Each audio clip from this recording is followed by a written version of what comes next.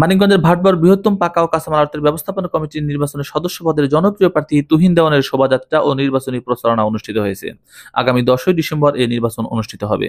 শনিবার সকালে ডাব প্রতীকের প্রার্থী তুহিন দেওয়ানের নেতৃত্বে ব্যবসায়ীদের নিয়ে ভাটবর বৃহত্তম পাকা ও কাঁচামালের আড়তে একটি শোভাযাত্রা ও নির্বাচনী প্রচারণা অনুষ্ঠিত হয়। এ সময় ব্যবসায়ীদের কাছে ভোট প্রার্থনা করে তুহিন দেওয়ান বলেন, সর্বদাই ব্যবসায়ীদের পাশে থেকেছি। আমি নির্বাচিত হলে ব্যবসায়ীদের স্বার্থ রক্ষা ও তাদের সমস্ত দাবি দাওয়া পূরণ করে ভাটবর আড়তকে একটি মডেল আড়ত হিসেবে রূপান্তর করব।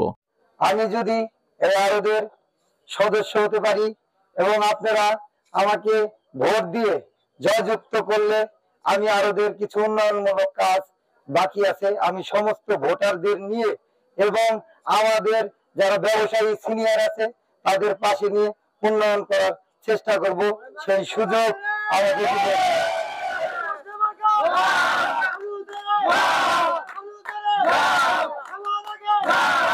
এ সময় বৃহত্তম ভাটবর পাকা ও কাঁচামাল আড়তের ব্যবসায়ী ও শুভাকাঙ্ক্ষীরা উপস্থিত ছিলেন।